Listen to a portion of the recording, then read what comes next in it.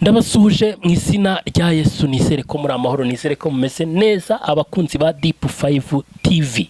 Nukuvuga ngo rero mu minsi ishize nari mfite icyifuzo, numvaga rwose nibaza ngiye ndifuza kuzahura na Pasteur Revera Antoine, Dogiteri Antoine Rutayisire. Ngira ngo uriya mupasiteri muramuzi, muzi ibiganiro byinshi yagiye akora, byinshi bitandukanye, ndetse nivuga butumwa agenda akora, kuko ni umuntu ufite amagambo menshi y'ubwenge kandi wumva rwose ko afite umumaro. Ariko numvaga nyine afite amatsiko yo kuzahura nawe, ariko kubw'amahirwe noneho yagenze gute rero? Nagiye kubona mbona mpuye nawe mu buryo, ariko ntavango nagara uburyo butunguranye cyane, ariko nahuye nawe ari kumwe na Pasteur Isayi, uriya muyobozi wa ADPR, sinzi niba mumuzi, ndayizeye Isayi.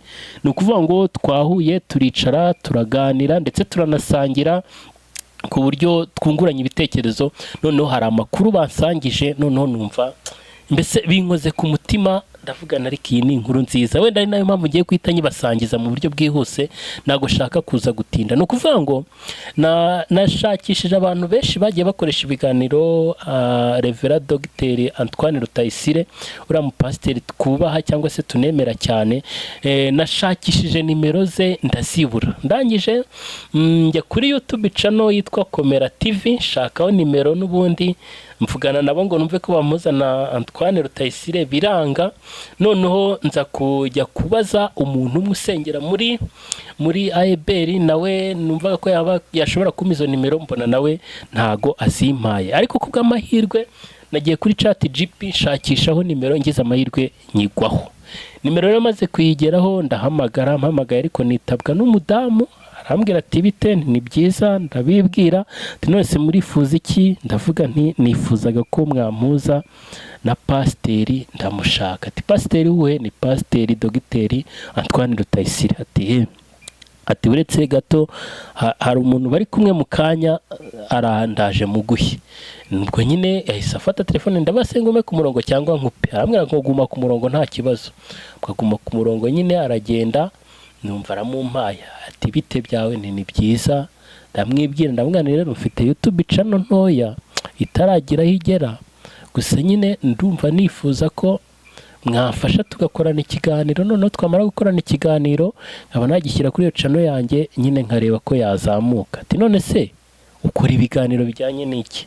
Ndamubwira ni nyine channel yanjye ni iyobokamana no kuvuga ubutumwa, nyine nakira n'abahanzi n'abantu bafite indirimbo cyangwa se n'abantu bafite ubuhamya, bakaza nyine bakatambutsa ubuhamya, noneho n'ibindi byinshi bitunga ubugingo tubitambutsa kuri YouTube channel yacu.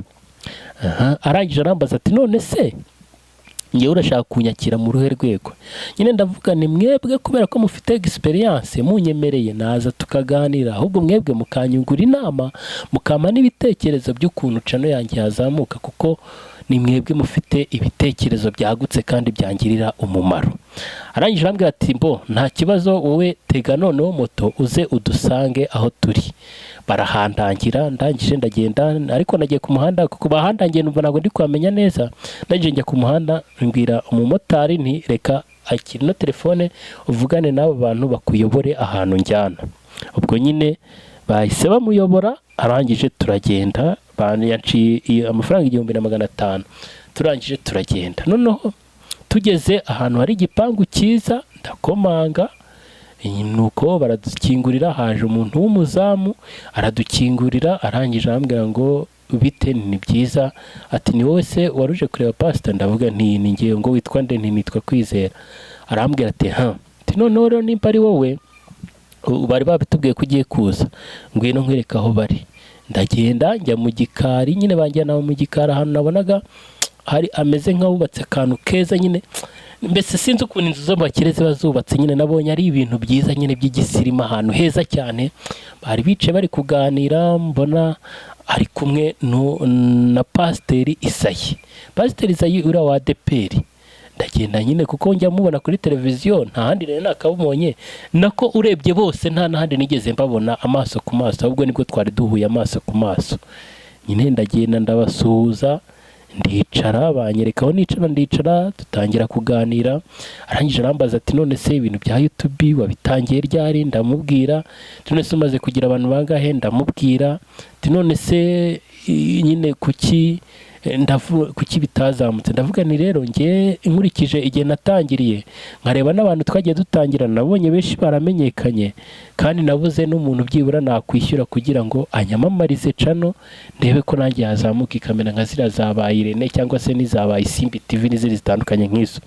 Arangije arambwira ati none se atugira ngo ikintu cyatuma ibintu byawe bikunda cyangwa se bizamuka cyangwa se bikundwa nuko bakwamamariza. Oya, ni none se nakora iki kugira ngo nyine bimenyekana? Arambwira ati rero wenda ni n'inama twanagira n'abandi ba YouTuber cyangwa se n'abandi bagenzi bawe mukorana, uzababwira ati ntago gutanga amafaranga ngo muzamure cano aribyo bifite agaciro, ahubwo igifite agaciro ni ugushaka ibiganiro biri karite, mugatumira abantu mubona bafite nyine ijambo cyangwa se bafitiye umumaro sosiyete, cyangwa se ugahanga udushya wumva ko twagirira abantu nyamwinshi umumaro, ku buryo umuntu azageza kuri YouTube cana akavuga ati nimba nkeneye ikintu runaka cyangwa se nimba nkeneye ubumenyi runaka ndabusanga kuri YouTube channel imeze gutya. Kandi ugashaka akantu kitwa innovation ni nyine ubwo yambwiye ngo nuko buryo nahimba utuntu tw'udushya nyine nkavuga ati wenda ati nimba abantu bagiye bakora wenda kwigisha ijambo ry'Imana, abandi bakavuga ubuhanuzi, abandi bakavuga ubuhamya, ati wowe ushobora no kuza ukavuga ati ngiye kwigisha abantu ukuntu bazajya bakora amavuta yo kwisiga mu buryo buhendutse, cyangwa se ngiye kwigisha abantu ukuntu bazajya bahoma amabase, cyangwa se ngiye kwigisha abantu ukuntu bazajya bakanika imodoka. Nyine ugashaka akantu kazajya gatuma ibintu byawe cyangwa se kandi ngo nkirinda n'ibintu by'akavuyo, nyine ugakora content cyangwa se topic ijyanye ku kintu runaka ku buryo abantu bankurikira bamenyera bati iyi ni yaca no tujyaho tukajya kurebaho ibintu bimeze gutya kandi by'umumaro bigiraho bidukura bikagira naho bidushyira. Ndabyumva byose ndangije ndavugane rero niyo mpamvu nanjye naje kubashaka ndagira ngo nyine tube twakorana interview. Pasiteri Izayi aravuga ati none se sha nanjye uraza kunshyira hose? Ndavuga ni ukuri mubinyemereye byaba ari byiza cyane.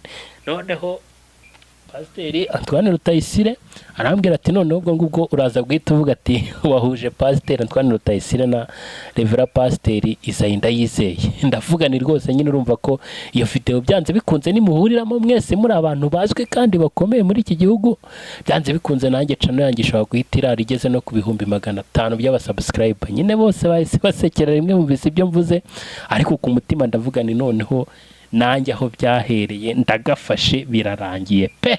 Kandi reka mbabwire n'ukuri byari ibintu byiza cyane. Ubwo nyine kubera ko kamera nayo nayitwaje naga kamera gato, ariko nyine numvaga katashamaje cyane nyine wenda kubera abantu ngiye kwakira, ariko navuze nti ntakunda y'ubusa cyangwa nuko banyemereye ndagatera tu. Ndangije kamera na installe, ndangije ku installa mfata mikoro, nabo mbahereza mikoro imwe kuko n'izino bafata mu ntoki ntago ari zino za sanfire. Mbona kubw'amahirwe nyine barayifashe barayakira kuko navuga ni undi nakabaye mbashakira za zindi bashyira ku dushata, ariko nyine iyo mfite zare zino zifatwa bisanzwe, ariko nazibahaye. Ndangije ndabakira, ndangije kubakira ndababwira ni noneho mwatangira mwibwira abadukurikiye, ubundi binabaye byiza mwafasha mukayobora ikiganiro kuko nyine ngewe nta urebye ubumenyi mufite mwebwe buri hejuru cyane. Pasiteri Antoine Rutayisire ati shangaho nta kibazo reka tugufashe tubikore mu izina rya Yesu kuko twebwe dukorera Imana kandi Imana ni izaduhemba, naho iby'isi byo ntago wabona icyo uhemba abantu, ahubwo reka dukorera Imana turabizi ko ari izaduhemba kuko twahisemo gukorera Imana kandi turakijwe kandi turayubaha. Rero ntago twasubiza inyuma umurimo w'Imana. Numva nyine biranejeje. Barangije ubwo dutangira ikiganiro, ariko akantu kabayeho kanantunguye ari n'akantu kanambabaje cyane kanatumye mbasangiza iyi nkuru. Ni ukuvuga ngo mu gihe twari tugitangira ikiganiro nahise nkangutse sanga bya bintu byose nagiye mbona byari inzozi sha. Uzi ko nakangutse mbona ndyamye mu cyumba, mbona sinigeze nanahava, mbona itara ririmo riraka, mbona ibyuya natutubikanye, ndebye hirya mbura abantu, ndebye kamera mbona iracyari mu gikapu irazinze.